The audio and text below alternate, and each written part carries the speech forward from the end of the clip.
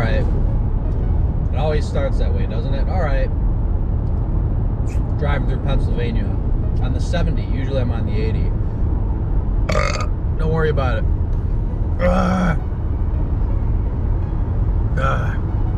Gotta tell you, it's not all that often that something comes along, whether it's a music artist, a movie, or a podcast, that really changes my life, where I'm like, oh my gosh, this new thing is so good. I love it so much. It means so much to me. It's touching me in such a deep way that I can't live without it, or that it's just its meaning is so intensely strong and its importance so high. Gotta say, go ahead and listen to the Blind Boy podcast. I knew who Blind Boy was because of the Rubber Bandits, and I think I knew he had a podcast. It's like these tailgaters. It's like, do you not see the fucking giant truck in front of me? Anyhow, the Blind Boy podcast, just go check it out. You might like it, you might not. I'm fucking enamored with it. Can't believe it. Thanks to Bogdan, who's not watching this video, for introducing me to it. Thanks to Mike Enyer, who fucking introduced him to it. Shit, where do I go? 6. Shit, I gotta check the goddamn thing. I know the route from 80 pretty much the whole way. I gotta say, I don't really know it from the 70. I know this just got boring, and I'm not gonna edit it out.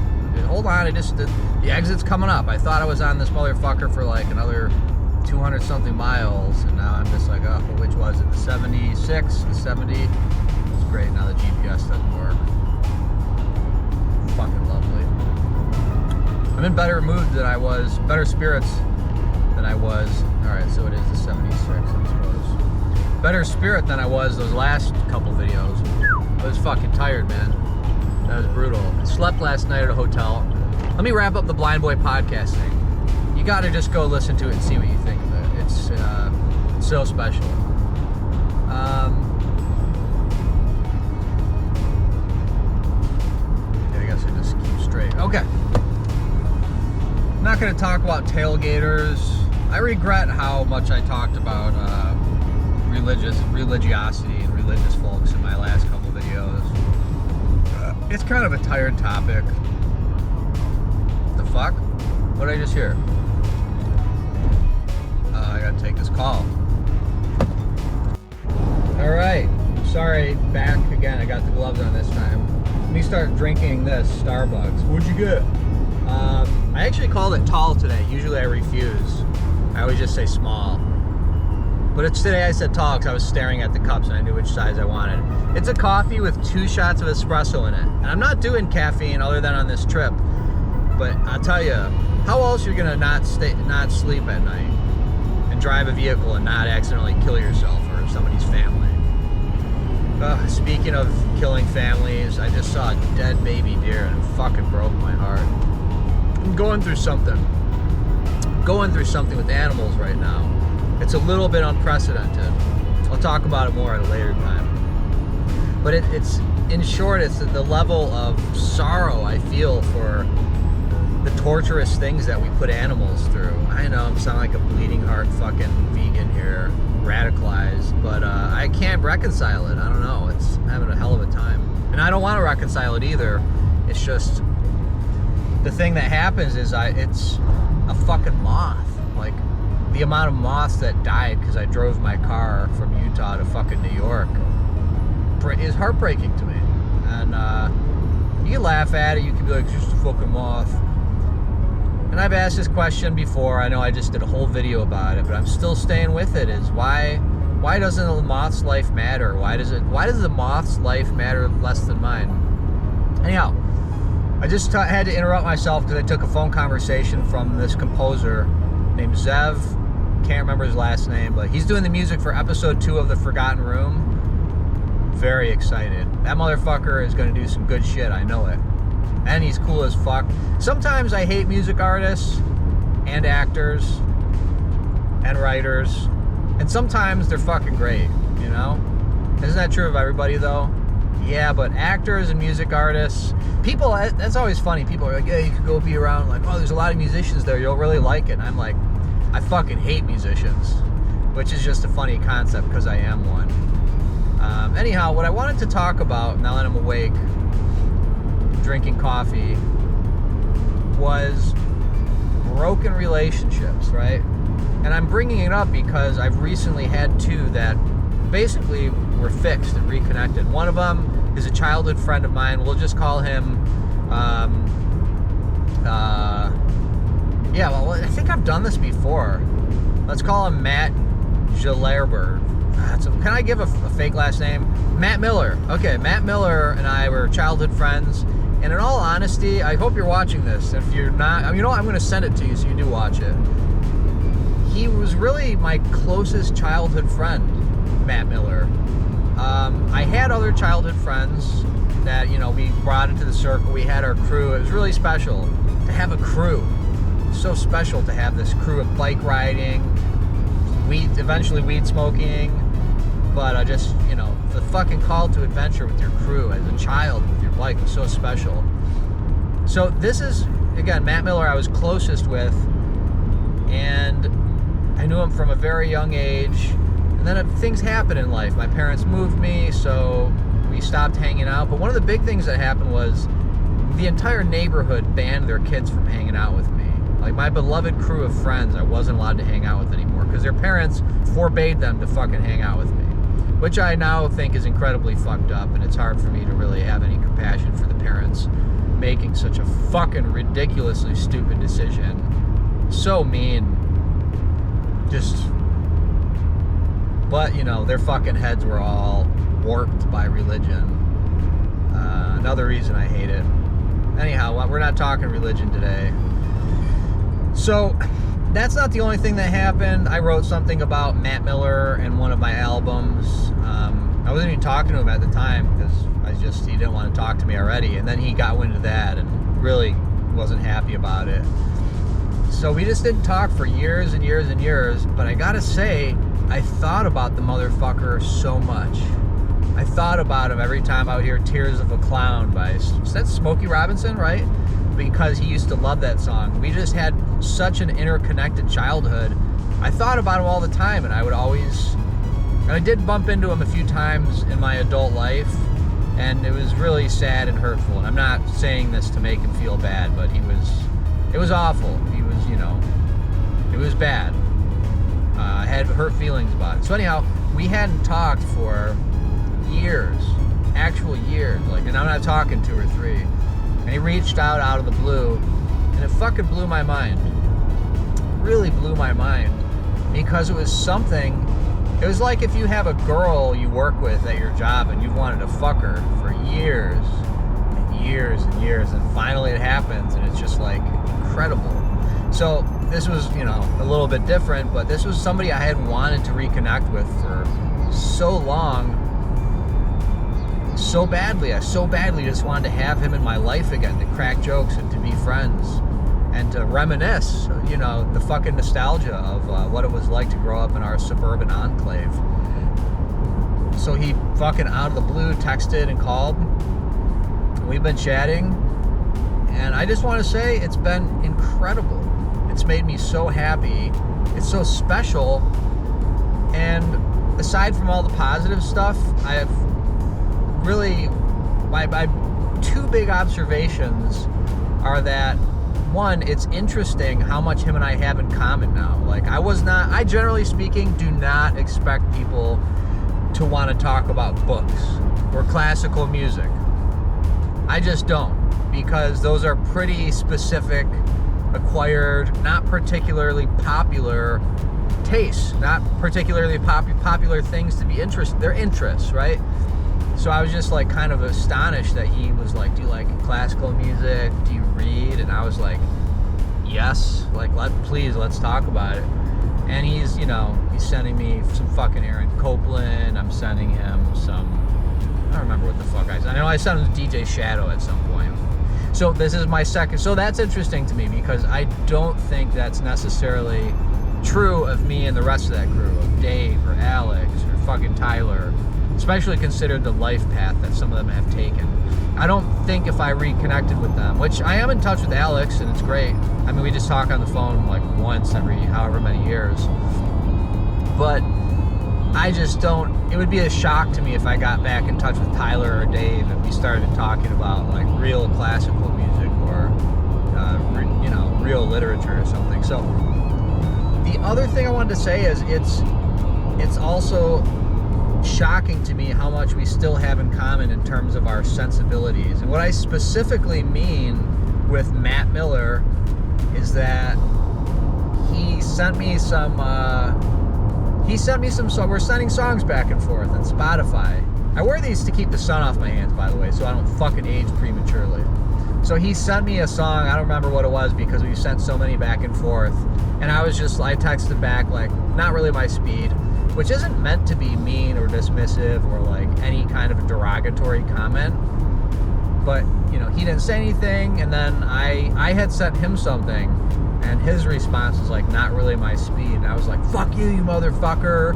And he was like, honestly, I wanted to say the same thing when you said that. And I was like, wow, how interesting that him and I both are sensitive, probably overly sensitive, about our musical tastes, to the extent that we're a little bit hurt inside and a little bit offended that somebody didn't think what we liked was good. It's very childish, and I'm not judging you, Matt Miller. I probably am judging myself, but when I say it's childish, I guess I want to more say it's childlike, because I'm not trying to dismiss it and just say, oh, fucking baby, because I did the same thing. I felt the same thing, you know? And that's an interesting concept, to have somebody feel hurt because you don't like the same kinds of things they like. Again, you know what, it is childish. It's not just childlike, it's childish. And I guess when we say childish, what do I really mean? Immature, you know, maybe like emotionally immature a little bit. But that's the thing with maturity and intelligence. There's a lot of different fucking categories, right? Like, you can't really be like, that person is fucking stupid. It's like, at what? What are they stupid at? They might be really smart at something that you don't know about, or you haven't witnessed them being smart at yet, right? So with emotional maturity, the same is true. It's like, I might be hurt that somebody thinks my favorite band isn't any good. Quite honestly, I'm not too much anymore, but I've felt that for years and years. But so that's a little bit emotionally immature. But in other departments, I might be fucking extremely emotionally mature. So anyhow, that's reconnecting with Matt Miller. And I got one other reconnection I made, which is, let's call him the Mick. He's probably not going to watch this. Maybe he will. I'll fucking send it to him so that he does. The Mick is, if you can't guess already, is an Irish friend of mine. And you know what's, it's just funny. We were really close in a lot of ways for a lot of years. I used to produce music for him. I used to hire him to do website stuff for me. And it was, and he's from Ireland. He's not just Irish, he's from Ireland. And if you've never spent time with somebody from the UK, or like befriended somebody from over there, I found at least, there's a certain depth they have that, you know, people perhaps just from Americans don't have necessarily. And their perspective of like looking at things and experiencing the world is really quite different and special and beautiful. But him and I had a falling out, okay? And it was over something pretty stupid, really. It was, you know, I'll just tell the story, it's short. I was hanging out with the Mick and my buddy Bogdan and Menace, and I basically was like, guys, I'm gonna film like us hanging out so I can make a video on my YouTube channel. Is that cool? And everybody was like, yeah, it's cool. And I do mean everybody, including the Mick. And eventually I started making the video. I was putting all this time into it. You know, when I'm making a fun, silly video, it takes time. It's not like this where I have to just like pop it in the computer, put some music to it, make it look cool with the colors, and call it a day. Although, to be fair, not including the time it takes to export that file, that's still like 25 to 30 minute operation. So don't go thinking that these just happen effortlessly. So anyhow, I'm working on this video of all us hanging out, and and at a certain point the mix says motherfucker in the video, and so I emailed him and said, hey, in the video I'm making, you say motherfucker. Do you want me to take that out? Like, should I not include that? Because the Mick is a teacher. He has a teaching job, okay? And so I was trying to like be considerate about this and say, do you want me to cut motherfucker out? And he was like, on second thought, I don't want to be in the video at all. And I was like, what? Like, you're in every fucking shot. We're hanging out as a group. Like, he's effectively saying you can't make the video, period. Which really pissed me off for a number of reasons. And I just said, oh, look, I'll just cut motherfucker out.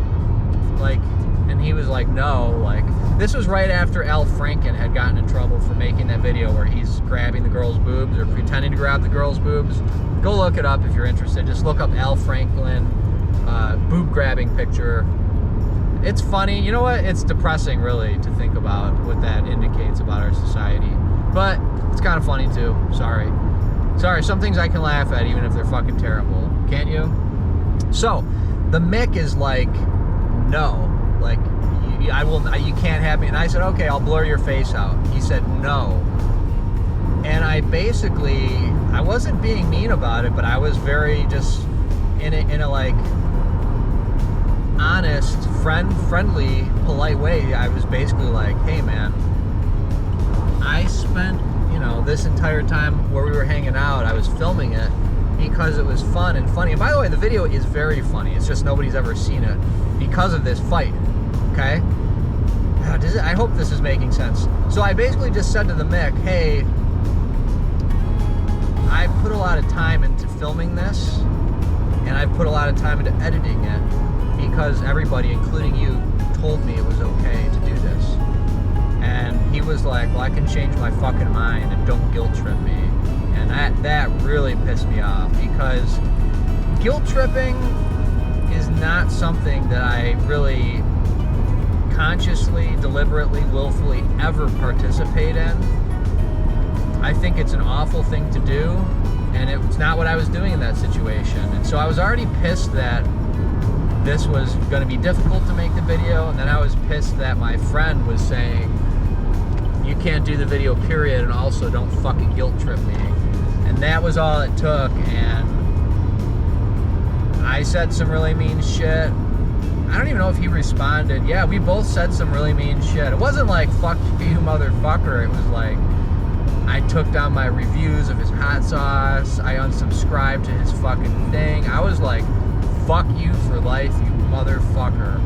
Which, that talk about childish, that was a very childish and immature reaction. But I'm not trying to excuse it, but it is true. I felt very unfairly, like, kind of fucking dealt with in that situation. And we didn't talk for fucking years. Well, you know what? Probably about 6 years. No, I was living in LA when that happened. I visited New York. So it wasn't that long, but for a close friend, it was long enough. It was like 3 years. And so I just ended up reading Ken Bruin, whose writing I'm absolutely in love with. I was reading Ken Bruin's first Jack Taylor book, The Guards, and I was just, this is so Irish. And it just kept making me think of the Mick. So I fucking mailed the Mick the book, and I think I wrote him a letter along with the book. Yeah. And the letter, I just apologized, and he wrote me back and sent me hot sauce, bless his heart. But he kind of wasn't like, he was like, I don't know if I want to just like be friends with you again after all that. But then I emailed him and we talked, and within like 2 minutes of the conversation, we were both like, fuck it, who gives a fuck? B, what the fuck was that even about? And C, I just don't fucking care anymore. Like, it absolutely doesn't matter. And it was beautiful. It was beautiful to reconnect with him. I'm so excited to see him when I'm in New York in 3 hours. I can't wait to see his ass. I'm so glad that we're reconnected because he was such a good friend, You think about like acquaintances and friends. How many can you you know, some people are like, oh yeah, if I was in jail in the middle of the night, he'd come and pick me up. Like, that does mean something. That means a lot. But I'm not just talking about reliability and, what's that word? Loyalty. I'm not talking about reliability and loyalty. Which, by the way, I've been wondering lately if the reason why I can't come up with words quickly is because I don't talk enough with other people. I spend a lot of time alone. I read a lot, but most times I'm just hanging out with cats. I need to be around humans. So, what I wanted to say is not reliability, not loyalty, which are both wonderful, important, pretty necessary traits for a close friend. But, whoa, that must have been the first sip I took of that. Shit's strong. Just the depth of friendship. Like, this was a man I love. I really love. Like, and I mean that, for those of you who want to act funny about that. I love him in a platonic way. Like, but the depth of that love and friendship was so special and timeless. So it's interesting and, kind of tragic to me that I was so willing to just, because of my own anger and hurt, completely fucking throw that away. But it's special. Anyhow, so I'm making this video about reconnecting with old friends because I'm deeply touched by how wonderful it's been to be back in touch with Matt Miller and the Mick, and what that means, I guess. It's really special. And so there's people who have wronged me, who I will never, I never say never, but they weren't friends, okay? I had a few roommates who did me about as dirty as you could do somebody. And in fact, it's so fucked up. I actually have their conversation where they did me dirty. I recorded the whole thing without their knowledge. And I accidentally listened to a second of the other day. It was fucking disturbing, man.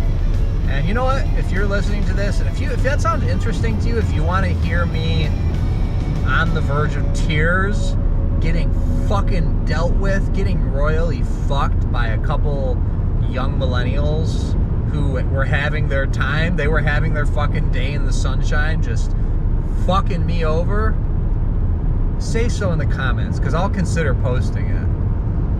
And I'm sorry to put it this way, I do sincerely wish the worst on both those motherfuckers. And if you know my song, Wishing Bad Things, they're the ones who I talk about in the bridge of the song, I do hope they fucking die miserable, painful deaths. I really do. And or reform and become a better person and make a very serious apology to me. But, I'm not holding my breath for that one. But I can't say it without mentioning that it would actually mean something to me if they realize the error of their ways and fucking apologize to me. Like, I could really get something out of that. I hate to, people always want somebody to apologize to them. I know a few people who are they have real hard-ons for apologies.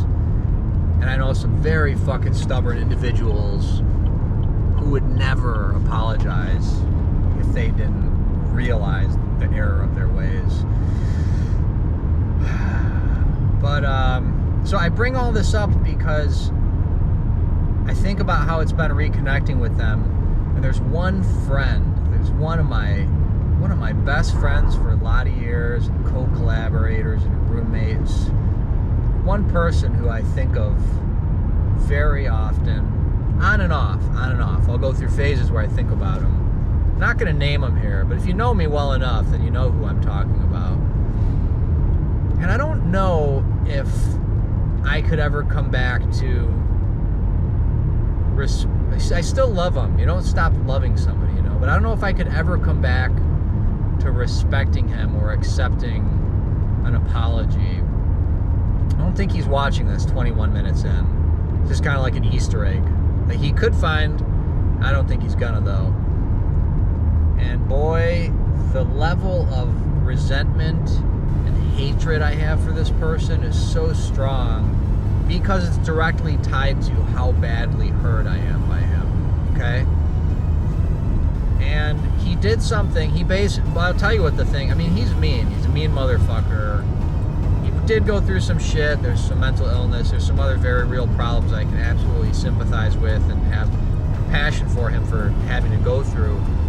But at the end of the day, personality and, you know, being willfully mean is its own thing. But the thing he really did was he made just the fucking worst, most damning accusations you could fucking make about a human being. And I say that as somebody who was suspected of murder at some point, which is a whole nother bullshit story. Whole nother. You hear what I did there? Whole nother. So this motherfucker is making these accusations. These not insinuations. These were all out accusations. Just factually stating the worst things you could say about a person. He was saying about me. And guess what? He wasn't saying it publicly. He was saying it to our mutual friends. I don't know how boring this is at this point, but I have thought, you know what? Because he still fucking emails me and tries to be friendly. And he was still emailing me during that time, which is just like the most fucking duplicitous behavior I've ever personally witnessed in my life. And it was hurtful. I had a dream like a month ago where I was talking to him, trying to tell him how badly hurt I was. And I just couldn't do it. I was just fucking bawling because the pain was so great. You know, you love somebody, a close, like your best friend, and they can just fucking hurt you so deeply. So I have wondered, is he even aware of what he did at the time? Because he could have been going through an episode. Did he actually believe the things he was saying about me?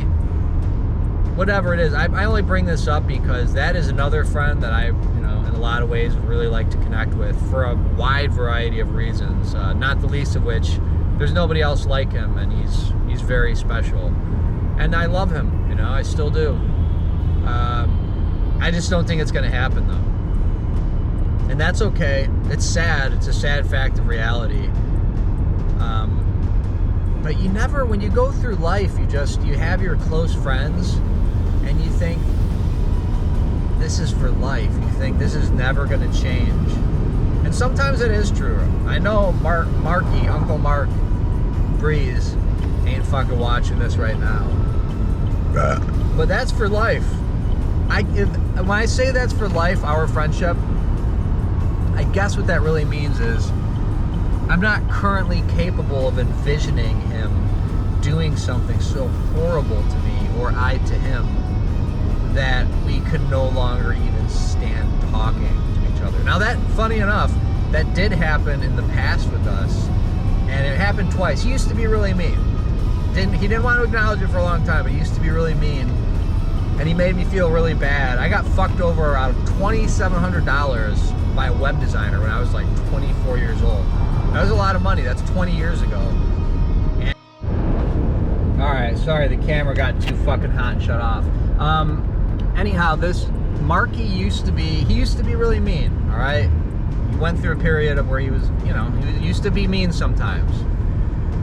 And he was really mean this one time, and then we were both like, fuck that motherfucker for life, because I was mad at him and he was mad at me, and we were like, fuck you, it's over, bitch. Didn't say it like that. I think what happened is he went home and told his roommate, like, that motherfucker's not allowed over here anymore. And I was just like, fuck that motherfucker, I never want to see him again. But you get over it. You know, we got over it, and I think there was another time he got really pissed at me about not revealing how a certain magic trick was done that I did. I don't know how serious or intense that was, though. But I guess what I wanted to say is that, yeah, I just can't envision it happening. I guess it could happen, but I don't think so. I want to say one other nice thing about him, though, about Marky. He has like a really great degree of self-awareness, and there was a time where he realized that he was mean, and he was like trying to figure out how not to be mean, and like asking me to, like, can you tell me if I'm being mean, like I want to be a better person. Who does that? You know, who says that?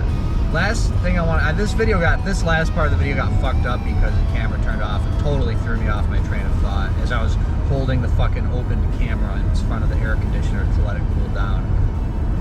I guess I just want to say he's one of the smartest people I know, and I really admire his level of intelligence, and maybe more than anything, I admire his vocabulary and his ability to correctly, quickly, and appropriately use really great words. Now you might think that sounds stupid, but come on, I love reading and I love words, and you don't often meet somebody who has the ability to like really use great words from the English language. J.J. Bryan was one of those people. That motherfucker's vocabulary could run circles around anybody you know. I dare say Uncle Marky's could too. Yeah, that's it. Again, I'm sorry, this video got fucked up. I think I said what I needed to say though, and I think it's maybe related to something or got something out of it. If not, then I'm sorry for wasting your fucking time. Alright, fuck being tired though, right? Am I right or am I right?